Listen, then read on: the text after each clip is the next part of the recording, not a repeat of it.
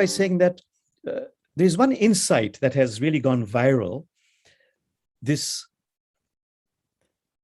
insight by this scientific advisor on environment to President Carter, who said that for 30 years, I thought the biggest environmental problems are climate change, loss of biodiversity, ecosystem collapse.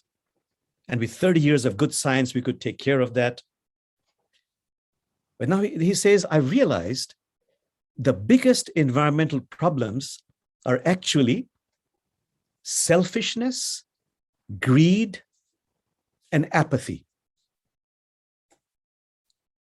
So it is in that spirit we've invited 4 very respected faith panelists and requested them to focus on 2 questions.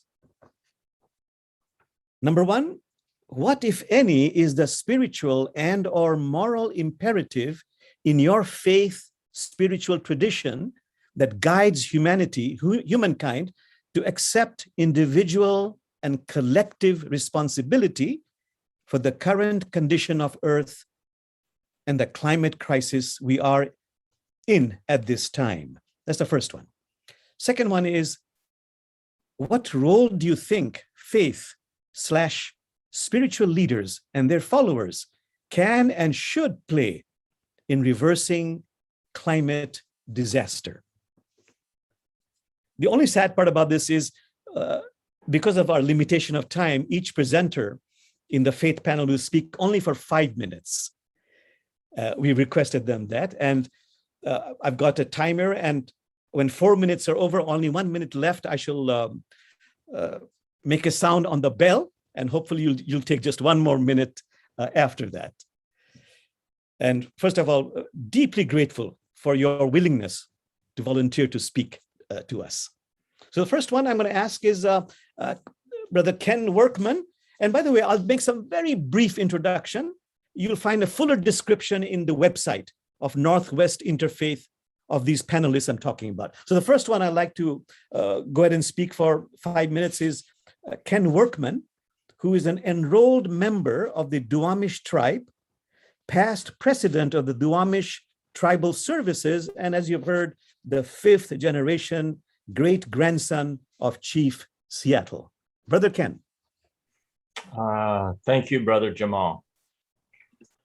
I thought a little bit about this question, and it rings particularly strong with Native American. And so in order to answer the question of what moral imperative, what spiritual traditions do we have that would guide humankind to accept the collective responsibility for the situation we're in, we would simply say that we are not separate from the planet. We are part of the planet. And this thought is known amongst Native Americans throughout America. It just so happens that my great-great-great-great-great-grandfather, Chief Seattle, happened to utter these same words in 1855 when he was getting ready to sign a treaty that gave away all this land of Seattle. He demanded access to our burial grounds.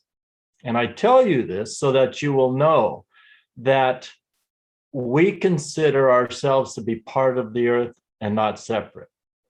And so by having access to our burial grounds, we realize that our DNA, when we pass and we take our relatives to these places, these Kaiowali, these cemeteries, that all that stuff that was them goes back down into the earth. And through this symbiotic process between the fungi and the ground and the roots and the trees, that our relatives then change and they migrate back up into the trees. And so this is what he was talking about, and this is what Chief Seattle was talking about, and this is what we believe, is that we are part of everything around you. So what we do to the environment, we do to ourselves. And this has been repeated again and again and again. And so I would offer that people look up this doctor out of British Columbia, Dr. Susan Simard. And Dr. Susan Simard has studied the migration of radioactive isotopes from one tree to another through the root systems. And what we find out is that the trees are all connected to each other. So a forest is a living thing. And we recognize that as people. And so we collectively, as Native Americans, accept that we are part of the environment and not separate from it. And therefore, the things that we do when we drive our cars, we say, oh, we're polluting. What can we do to not pollute? Well, we can change to electric cars, or we can burn less carbon. But you also must realize that when these trees are growing out in the forest, they are carbon sinks. And so when my grandfather, Chief Seattle, was talking about how the dead aren't entirely powerless, he is talking about us as Native Americans changing shape and becoming part of the environment, and that grandma and grandpa continue to work and they sequester this carbon out of the air. So my ancestors that have passed long, long ago continue to work today, and we recognize this. And so this is the message that we would share with the people of the world. And personally, I would ask that people can perform an action and they can change the world. But I would ask them to do one thing, and that's just think about how they can use less energy, be more efficient with the things that they do. Don't waste your resources, your precious resources. For example, we would not chase a rabbit for 5 miles to catch a rabbit to feed ourselves for food. You would burn more energy than you would consume. So therefore, we have this knowledge that says, don't be wasteful. And the one thing that we can do as a human society is just think. Just every day wake up and remember you are part of the planet and not separate. So with that, I'll conclude. Thank you so much, Brother Ken. Just a few seconds to drink it in.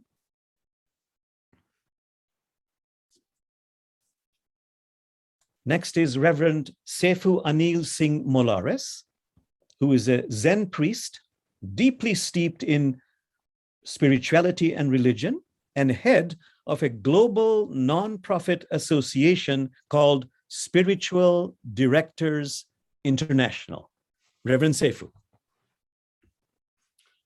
Thank you, Jamal. Thank you all for coming today.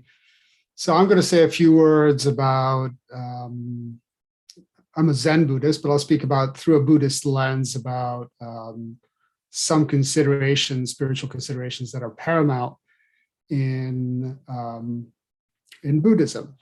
The first one is the vow to benefit all sentient beings and to be compassionate towards them. And so by definition, that encompasses the planet that houses all of us. Taking care of ourselves, taking care of each other means taking care of the place that hosts us. So the compassion is one centering principle through which we see everything. Mindfulness is another. Mindfulness, mindful behavior, attentive, aware that our actions have consequences, that our actions have meaning. Even small actions can reverberate broadly. So in this context, we want to have environmental mindfulness, and that's the impact that our actions, eating, walking, driving, every activity that we do reverberates. And so we should be careful and we should be mindful. The third one is that we're interdependent. We're all connected together, and that's for better and for worse. And so whatever I do impacts you and vice versa. Whatever I do impacts every other person, every other sentient being on the planet, and vice versa.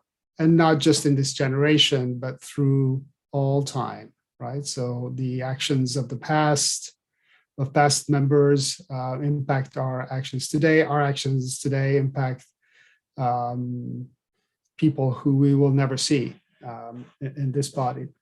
So those are three: compassion, mindfulness, interdependence. And as they apply to our place in this world and our responsibility to it and our responsibility to this planet. And, I always add that people say, save the planet, save the planet. And I'm sure you've all heard the planet will be fine, right? It's really what we're saying is, say, let's save ourselves, right? Let's save each other. The planet can withstand whatever we can throw at it much better than we can. Much better than we can. I'm not saying we can. I'm sure we could break the planet, but not without breaking ourselves first. So, as faith leaders, I think we have a responsibility to model, to show up, to invite, and to invite people into contemplation, contemplative practice, contemplative grounding. Which, if you get grounded in this earth, it's not separate from us. We are it, and it is us. And we're rooted beings. We're very much rooted beings, and we depend on our place in the world to survive. So that's contemplative grounding. I think is one response that invites mindful action, which by definition invites benefiting all of us, each other, and the planet that we live on. The other say I would say it's one step at a time. Lots of little steps add up to one big step. It's a shared burden, a shared responsibility.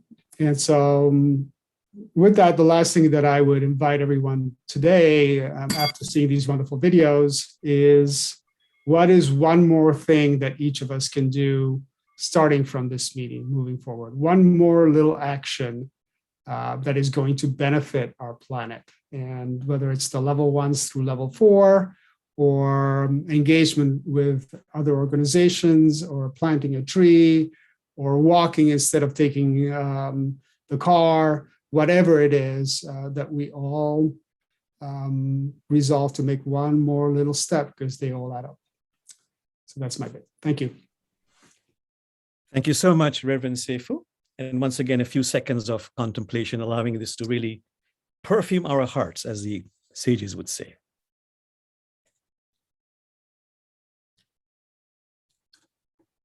Next on our panel is Sister Deirdre Gabbay, who is a member of Congregation Beth Shalom, board member of Earth Ministry, and director of Shmita Project Northwest. Sister Deirdre.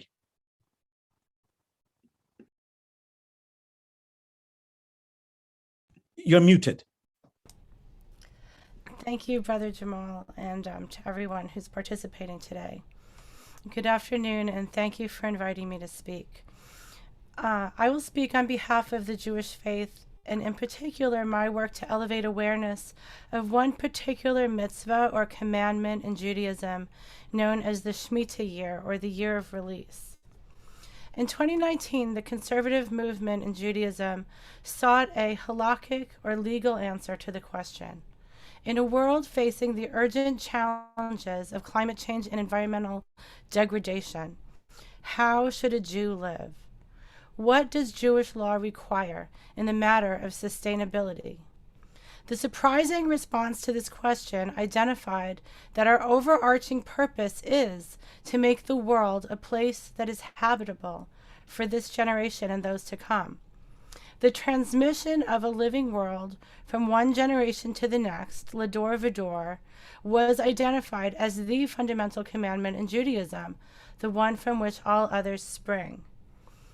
Today, our fragile living planet faces existential crisis. Perhaps there is wisdom in our tradition that can help us going forward, But first, we need to acknowledge that Jewish sacred literature faithfully records many instances of the setting of loving boundaries, our refusal to be bound by them, and depictions of the consequences that have flowed from those choices. So with great humility around that truth, I submit that Jewish wisdom does offer building blocks for a truly life-sustaining culture, but it is up to us to choose to embrace them as such and to allow our lives to be shaped and constrained by them. I would say that the overarching contribution of Judaism is this idea of a culture of commandedness, the idea that there are some things that can be done, but which must not be done, and that it is in observing these commandments that we are made holy. So, when we peer into Jewish wisdom, where can we see our commandedness overlapping with the needs of our living planet? There are many and deep answers to this question, but I have only a minute or two left. One place, our Sabbath limits our participation in the marketplace to 6/7 of our time, and it limits our use of electricity, and it constrains us to live in walkable neighborhoods, should we accept those commandments. Another, our laws of eating only kosher foods dramatically constrain our choices of what we may eat. But it is a third mitzvah, the Mitzvah of Shemitah, little known even in the Jewish world, that is my personal fascination.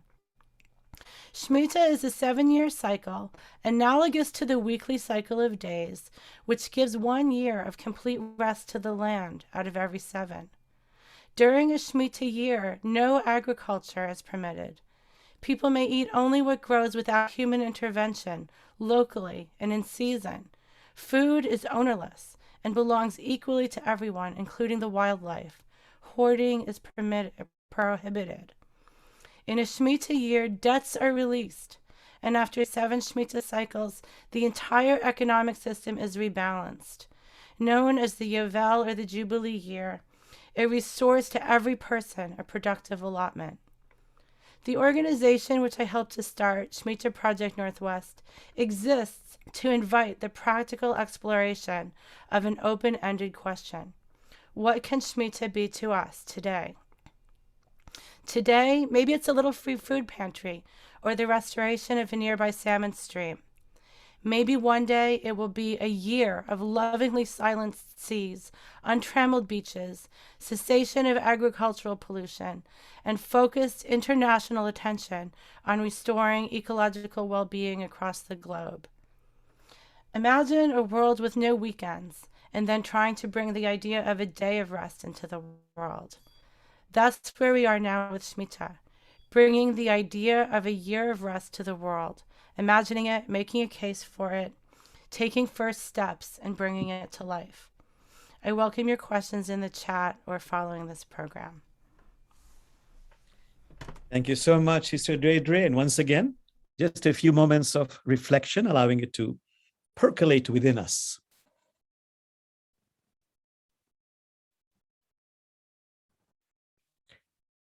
And our last panelist, Sister Anna Johnson, Catholic by birth, is Unit Manager of Mission Formation for Maryknoll U.S. Church Engagement Division. Sister Anna. Thank you so much, Brother Jamal. In Catholicism, we're good at making confusing titles. So thank you for that. And thank you everyone else on this panel. It's a real honor to be sharing this space with you. My Christian faith is rooted in the death and resurrection of God in the form of a human named Jesus Christ.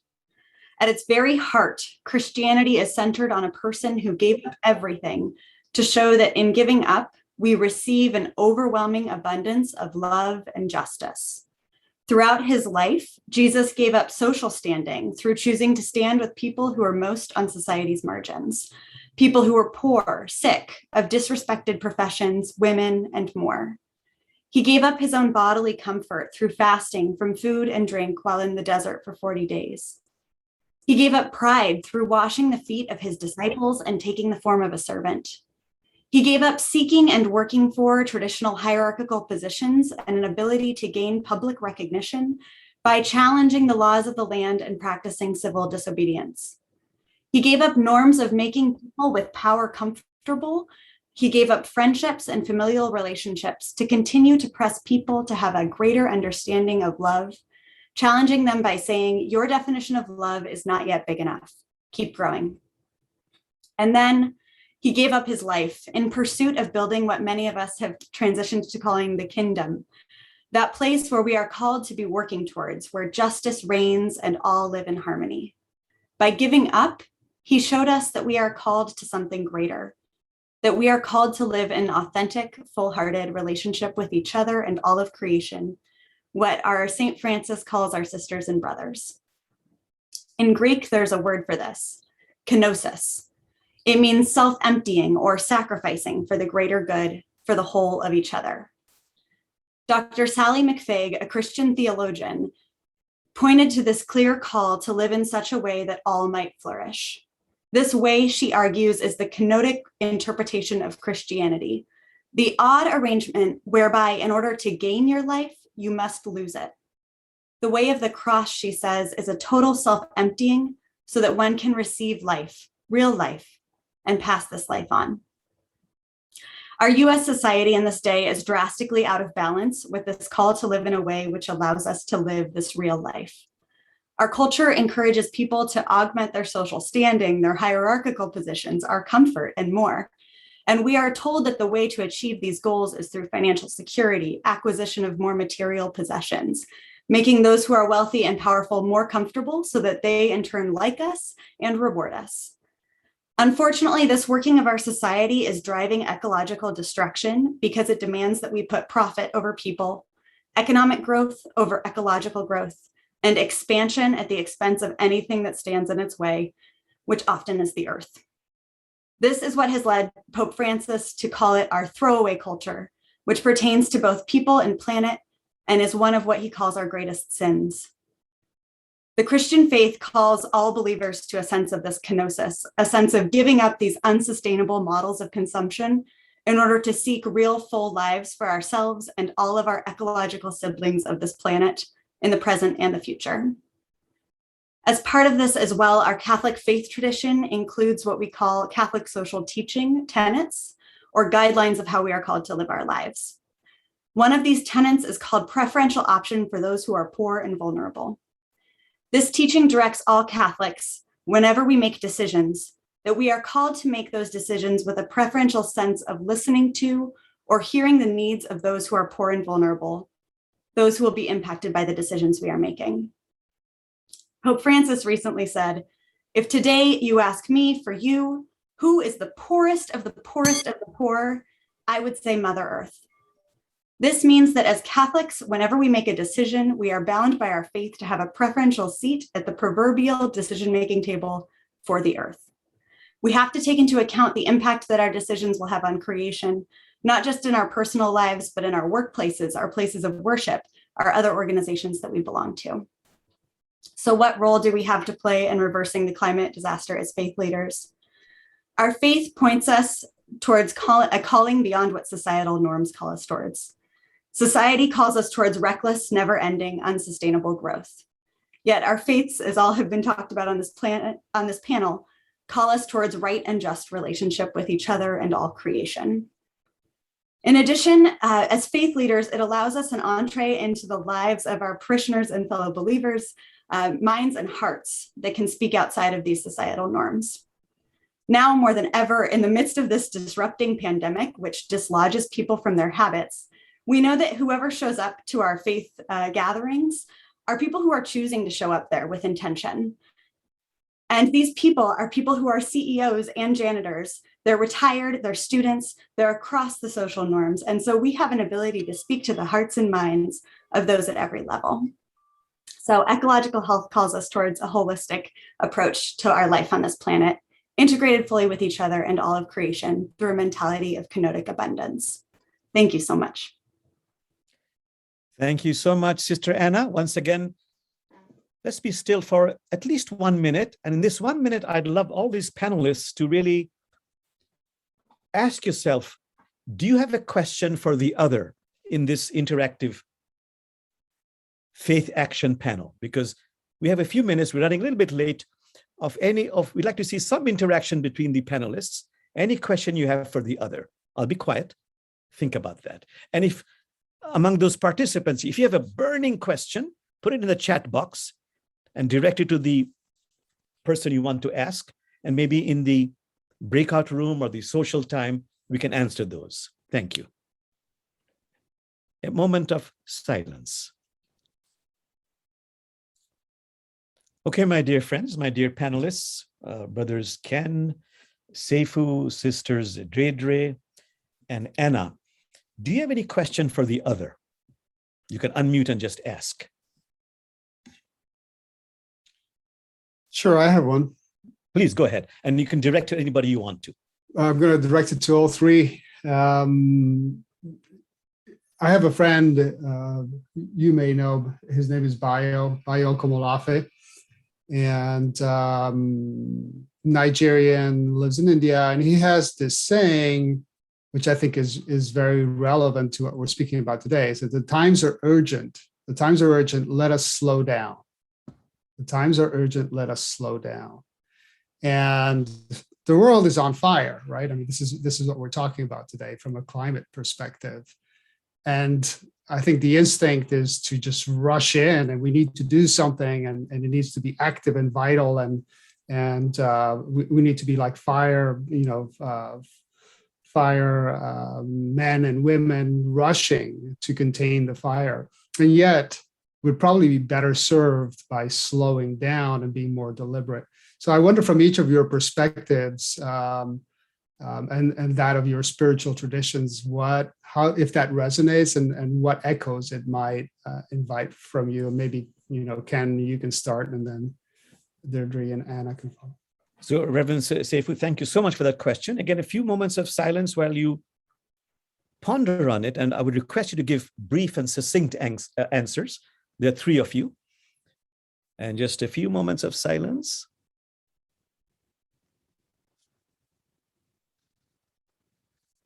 Whoever wants to go first. Well, I'll go. Please. Yes, this makes all manner of sense from a Native American perspective, and that is the conservation of energy.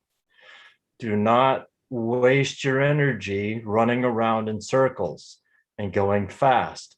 Be deliberate, be thoughtful in what you do, be considerate of nature, of other people, and slow down. So yes, it makes perfect sense to me. Beautiful, thank you.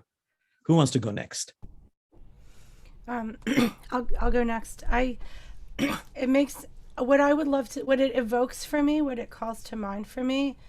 I would love to have the opportunity to continue conversations at this level about how we can, I think we do see the world differently. We have different strengths, but I feel like they're pieces of a puzzle, and that we each have some, maybe it would be nice to believe, maybe it's not humble enough, but it would be nice to believe that we each have a piece of the puzzle, and for us to be able to share together how our traditions would enable us to put together a comprehensive, really thoughtful, deep, from our deepest place responses. It would be beautiful to continue to work with all of you.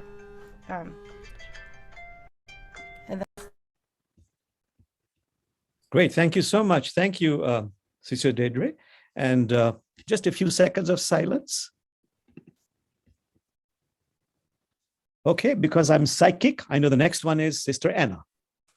You're very smart. I'm very impressed. I love this question. Thank you for asking it. I definitely resonate as well with what you're saying, Sister Deirdre, about collaborating together. And I think that's such an important part of this, as well as how to, from the Christian perspective, is saying that we have this culture of encounter. We have to meet each other and meet each other on a soul level, and knowing that that is an essential part of making decisions. We also have a tradition of discernment, which means that when we're in a time of like intense anxiety, that is not the time for us to be making decisions, because we're not going to be making them from a smart place.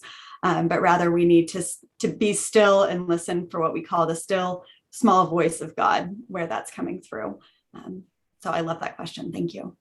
Thank you so much, Sister Anna. Once again, a few moments of silence. We just have just a few more minutes. Is there any other burning question in this panel that you want to ask the other?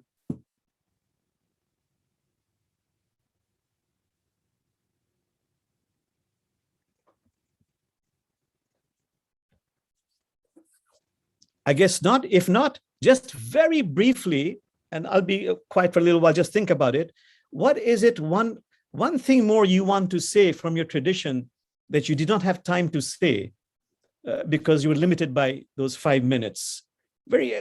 Just very briefly, quiet. Let's be quiet for a few seconds.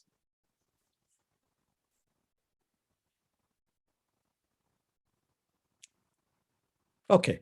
Whoever wants to start, something you wanted to share which you didn't have time to share. Who wants to go first? Or I can call in person. How about Ken? Go ahead. Yeah, I would ask that everybody be respectful of all living things, plant and animal. That in order for us as humans to survive, something else has to give up its life, and that we recognize even the smallest of things is giving up their life so that we can live, and that we should at least be respectful of that as we go through our day-to-day existence. Thank you so much, Brother Ken. Just a few seconds of silence. And then my next person is Reverend SeiFu, whenever he's ready.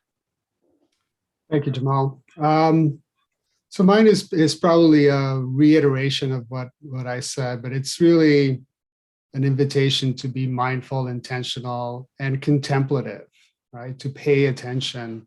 And in the Zen tradition, we say to listen with every pore in our body, not just with our ears, but with every pore of our body, to what's inviting us in terms of taking care of this earth and each other, and to proceed from a place of groundedness, responding rather than reacting. Great. Thank you so much, Reverend SeiFu. Again, a few seconds of silence. Sister Deirdre.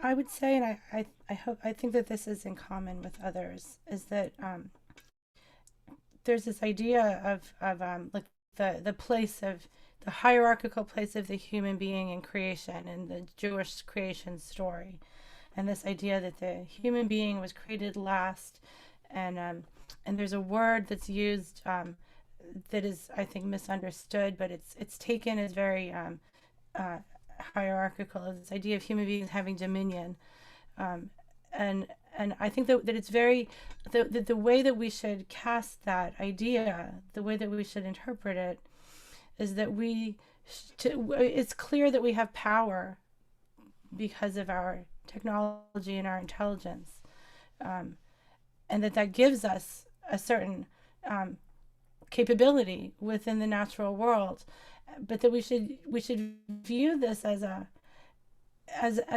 in the way that we understand our Creator is a having lovingly brought forth all of this incredible, gorgeous abundance and diversity of life, and that if we see ourselves as exercising dominion in the way that our Creator exercises dominion, in the sense of inspiring and calling for the flourishing and the health and the interconnectedness of all of these creatures, that if our role should be as a gardener and not as an owner or as an exploiter of this living planet that we were given. So to see ourselves like that, our dominion is as a mother over her family, not as like someone enslaving others or exploiting or deriving benefit from them at their cost. Thank you, Sister Deirdre. Thank you so much. Again, in just a few seconds of silence. And once again, the smart psychic guy will say, Anna. I'm so impressed. We're connected. Yes. I'm resonating so much with everything that's been said already. And I think the other thing that I wanted just to mention from, I think so many of our faiths is that we're called to hope and we're called to love. And this ecological crisis facing us is so hopeless sometimes, especially in the language that we get about it, but that we believe that there's something that we can do about it, and there still is hope and love that's out in the world, and that we need to rejoice in our relationship with creation in order to move forward sustainably and with a good way forward. Thank you so much, Sister Anna. Again, just a few seconds of silence. On behalf of Northwest Interfaith, all our sponsoring organizations, we really want to thank our faith panelists, who are all volunteers who have given so much of their time and energy in preparing. We can't pay you anything, but as Rumi always says, but you can hear the clinking of gold coins accumulating for you up there. That's your payment.